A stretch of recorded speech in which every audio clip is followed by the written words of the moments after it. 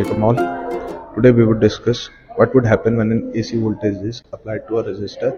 In continuation to our previous topic, as we have already discussed, that we would now study what would happen when an AC voltage is applied to different components of an electrical circuit. So the first component we are taking is a resistance. So let's say there is a circuit in which only resistance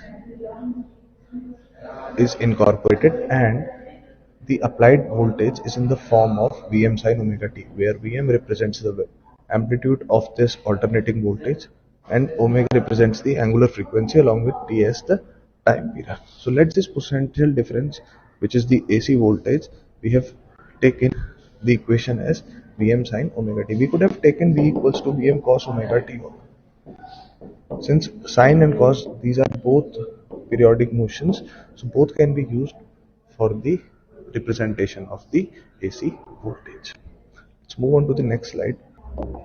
In the next slide, we would see by using the Kirchhoff law and the Ohm's law, we have equated V equals to IR should be the output voltage of this circuit, which is equal to Vm sin omega t. By rearranging the terms, we can find I equals to Vm by R sin omega t, in which Vm by R can be replaced as Im.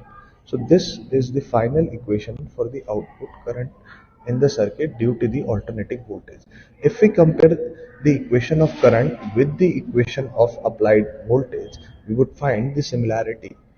We can see that there is an amplitude and then there is a sine function with omega t in both the values, same in current and same in voltage. So when we draw a diagram representing this voltage and this current, we can draw in such a manner that the voltage and current should attain the minimum value and attain the maximum value at the same time, minimum and maximum at the same time, and this curve goes on up to infinity till the circuit is on. Now moving on to the phasor diagrams, we would find that the current and the voltage would start from the same phase, as they are both starting from 0 and having their maximum values at the same time. So we can say that the current and the voltage are in phase with each other. They're not, the current or the voltage are not behind or in front of each other. They are in the same phase. As the current increases, the voltage increases. As the current decreases, the voltage decreases, which correlates with the Ohm's law in a circuit, which says that V is directly proportional to I. Moving on to the next slide, we would find that the instantaneous power dissipated in the circuit is calculated using the formula I square R. So the power is given by I square R, in which we have I equals to Im sin omega t. Replacing this value and rearranging the terms and inputting the value of sine square omega t as half of 1 minus cos 2 omega t from the formula cos 2 theta equals to 2 sine square 2 sine square theta minus 1. So we can calculate the value of sine square theta from this formula and rearrange the terms accordingly.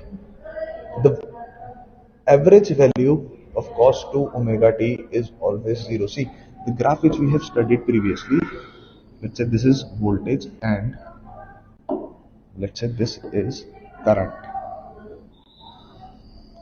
The positive half cycle would cancel out the negative half cycle, so the overall current in the circuit should be 0. Similarly, the overall voltage should also be 0.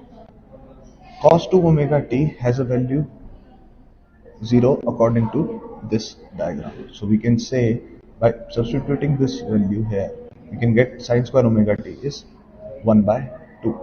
Now sine square omega t, we will put sine square omega t here and we would get power is equal to Im square R by 2. To express the AC power in the same form as DC power, a special value of current is defined and used, which is known as root mean square of the effective current. Since we have seen that the total value of the current is 0, we have to find an instantaneous current or a value of current at given time t, which can be calculated as root mean square current. And the value of root mean square current is given by I naught, which is the output current divided by under root 2. So we would take IRMS as the net output current in this circuit. Thank you.